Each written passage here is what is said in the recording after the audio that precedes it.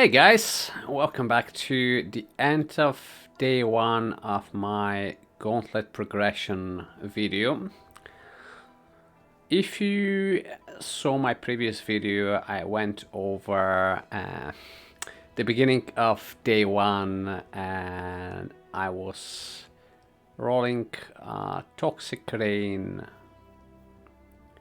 Caustic Arrow Pathfinder, and last night I made it to Act 4 and I was about level 38 when I died. So today, once I've had some sleep, I rewrote exactly the same build and I kept dying. I died like 6 or 7 times, and every time it was in Act 1. So at some point I was really discouraged and I almost gave up trying to go further with the Gauntlet. But on the last run that I did, we did get a character to level 31 and I'm pretty much at the end of Act 3. I just got to the Ebony Barracks. I've done Lunaris Tempo and I just need to finish up the end of Act 3. I'm just gonna wrap it up for the day and I just want to go over my character quickly. I don't want to be too greedy and try to push the progression. I know that reaching Act 3 is it's a very slow progression for any league start, but because it is the Gauntlet and I'm not super seasoned in hardcore, and plus my goal would be just to get to level 90. I'm not really planning to be doing any bosses, so this run we just want to get to do a little bit of endgame mapping on hardcore and get the level, get the character to level 30, to level 90. So I'm gonna wrap it up for today. I was thinking to push a little bit further, but remembering the events of last night, I decided to go against that and just call it a day. And so far, notable find, we did manage to get a +1 of socketed bow gems on a crude bow that had 9% increased attack speed. Now the item level of this is only level 18, which means that it can't roll 4 sockets. So if I decide to go with that bow, I would only be able to get three links on it, 3 sockets and 3 links. So I don't think that the +1 would actually be worth it, which I was quite bummed out. I wish the item was of a slightly higher item level so that I could roll 4 sockets on it, but still, until I can get a +1 bow of a higher level, I may actually decide to just run our Toxic Rain totem in that setup and just be fine with it being 3 link only. Other than that, so the current bow is a short bow, which I've used a recipe with what belt was it? It was one of the belt types, the one that yeah, the rustic sash. So if you combine a white bow, rustic sash, that's either rare or blue, and 1 armor scrap, you'd get a bow with percentage increased physical damage roll. And ideally we want this on a short bow because of the attacks per second. Now with Toxic Rain, the attack speed is a really important modifier, which scales damage really nicely. So that was the idea behind using Deadbow. And then it's just a 3-link in which we have Ballistic Totem, Vicious Projectiles, and Toxic Rain. Now we did have a 4-link, which is Caustic Arrow. By the way, I managed to get a Vow Caustic Arrow on the first Vow that I applied to Caustic Arrow, which was quite lucky. So we got Caustic Arrow, Volley, Vicious Projectiles, and Void Manipulation. And Void Manipulation will be the 4-link in my Toxic Rain setup. Now, the way that we did initially start was with Caustic Arrow, which you get at the start of the your progression, and we also used Puncture and Burning Arrow. Now you use Puncture and Burning Arrow until you get to the point where you get Toxic Rain, and then you just you drop the other 2 other skills and you just start using Toxic Rain in, ideally a 3-link, or if you don't have a 3-link, a 2-link. And since you get Caustic Arrow and Toxic Rain, once you get to that point where you're using both of the skills, the progression becomes really, really easy. What you do is you just would drop down your Toxic Rain totems, which you can raise 3 of, and you'd obviously be using Caustic Arrow on your own. But Caustic Arrow, I mean, the totems, you generally drop them only for like tanky rares or bosses. For the rest of the content, Caustic Arrow, and sometimes, Vo Caustic Arrow, that would take care of the trash mobs. In terms of my gear, it's pretty trash, but at the moment we are almost resist capped, because we are using Grace and Purity of Elements. So our helmet is just a magic helm with some life and a crafted fire resistance, but it was on good base. We've got Purity of Elements and Decoy Totem in it. Our armor is pretty mediocre. It's got some stats and low life and some resistance. The gloves, just 2 resists, one of which is really low as well. So pretty much the whole of the gear is pretty trash at this point. We've got Grace and Steel Skin. Then we've got a Rustic Sash with some Cold Rest and some Strength. And we've got Magic Boots with 50% increased move speed and some lightning resist. We've got Dash in it. Rings, I've got a 2 stone ring with some strength and some life, and then just a normal sapphire that I've crafted lightning resistance on. And then I'm using a Lapis Amulet for the intelligence and a double resist. And yeah, that's pretty much it. Obviously, we in town, we don't get the bonus on the sheet from Purity of Element, so it gives us 21 to all. So when we add this on, you see that I've got exactly 75 caught, and then on the other 2 I'm overcapped. I'm pretty much good to go for the next difficulty if we obviously manage to get past Act 5, which is still questionable. But yeah, that's that was the character. Oh no. Yeah.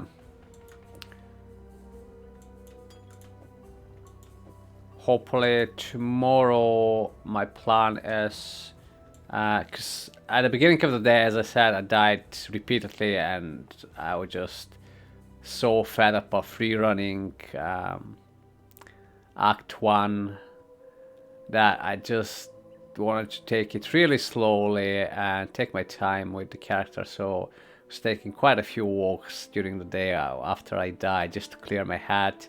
And I'm gonna wrap up the run for today. I know that it's not even Act 4, but it is the Gauntlet, and we're gonna take it in a very chill manner. What I am valuing more is just to progress slowly and steadily, and I don't want to have to reroll again, because to be honest, if I die again, my motivation for starting over would pretty much be over. Although I did find a scepter with +1 to all physical spell skill gem, so I might still reroll, but yeah, I'm just gonna take the progression really slowly with this guy. All that I want to accomplish with this character in the Gauntlet is just to get it to level 90, so I don't mind even if spending the next 3 or even 4 days just to get through the campaign. I just don't want to have to die again and have to go through the early progression again. So I'm not going to be breaking any records. I mean, the speed is pretty laughable from a softcore perspective, but I will be respecting the game. I will be taking it much slower, and I will be over leveling as well. So tomorrow and Monday, at least, possibly on Tuesday as well, we will be finishing the campaign. I'll do daily updates on the character just to hopefully to be the same character. I will not rip. But yeah, I'll just show you what upgrades I'm doing to the equipment and all that. And in terms of the skill tree, I'm still going to go for the Mother Reservation wheel here. I've already got the first one. So I'm just doing the same skill tree as the previous video. I posted the link for the POB in the description of my previous video, so if you want to check out the full tree, you can do so in the previous video. Other than that, at level 31, this is how my current tree looks. In addition to the 2 auras I am running, I'll be looking to add on determination as well as quickly as we can. But I'm not sure exactly how I will be doing that, because I don't think I can get a mastery for determination on this side of the tree, if I'm not correct. Determination. No, I can't. I'll need to travel all the way down here if I want to get it, which I don't think is really feasible. Am I able to get Purity of Elements reservation?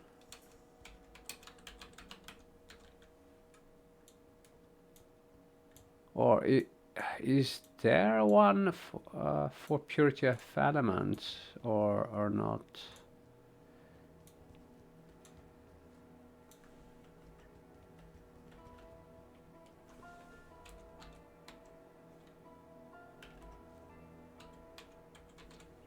Actually, maybe there isn't one for Purity of Elements. It's a shame, because I really wanted to get the mastery for the reservation, but I suppose you can only get it for the other defensive auras. Oh well, we'll just have to see what we can do then. We may need to run on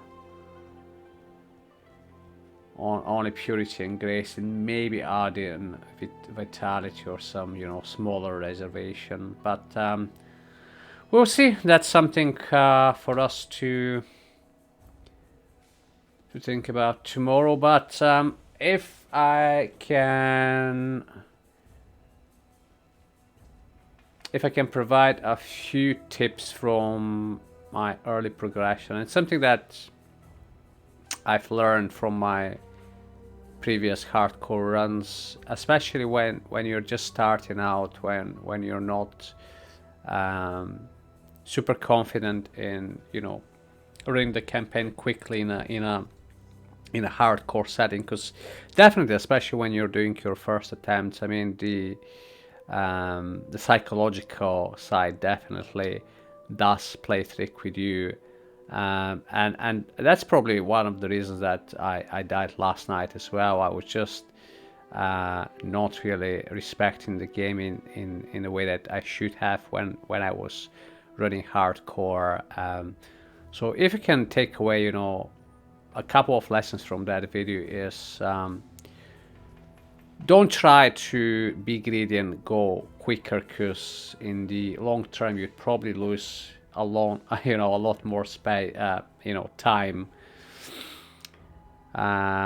if you spend rather than spending 5 minutes more in a zone, you need to rerun the whole campaign if you're not careful, and that does happen sometimes. Whether it should be a memory leak, or sometimes your ping maybe a little bit higher. So you never know how your internet is going to react as well. Sometimes you just may end up not where you think you are on the screen and get stun locked by enemies and die. So try to take things much slower, kill more than you'd usually do in a normal progression. Don't be afraid to take your time. And the other thing is, if you've got something that you potentially may want to upgrade, let's say you got a new item that you found, but you need to get colors right, or you need more sockets or whatever. If you do have the currency at this particular point in time, go and do it, because getting the right sockets on an upgrade so that you can actually use the upgrade may actually be the difference between life and death for your character. And there is no point to keep the currency in your stash. So yeah, I would say that was definitely that I started doing more and more I did try hardcore every run. I definitely see myself thinking about that, because before I would just have a couple of potential upgrades sitting in my inventory because I don't have the colors, or I need to craft maybe a stud that I'm needing on one of the upgrades or whatever, and I end up not using them for some time, and then the character maybe rip before I can actually upgrade the to equip the updates, the upgraded items. So yeah, definitely try to get the upgrades that you find off the ground, ready to be equipped as soon as possible. Don't be afraid to take your time and take that extra trip back to town to get sockets sorted or color sorted or whatever. Yeah, there is no point to keep currency in your stash when you can be using that to upgrade your current run. And don't try to plan the run in too much in advance. Just try to stay focused on the next zone. Don't get obsessed with what's gonna be in 10 levels or something, because sometimes when you let your mind wander towards the future of the character, you lose focus and your character dies because it's hardcore. So just try to be focused on what's going on the screen. And I would say something very important, something that I'm definitely trying to become better at, is keep an eye at all times on your movement skill cooldowns, so that you don't be stuck in a situation when you try to use your movement skill only to realize that it's on cooldown and you're stuck in the middle of a pack of enemies and you die as a result of it. I'll wrap up the video here. As I said, I just wanted to, do a quick update of what I've been up to for the rest of day 1 of the Gauntlet, and hopefully tomorrow we will finish the first 5 acts and potentially get into the second half of the campaign.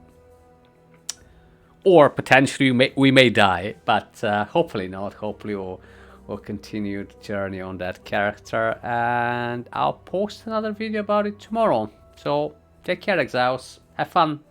Hope you try out the Gauntlet and you enjoy it.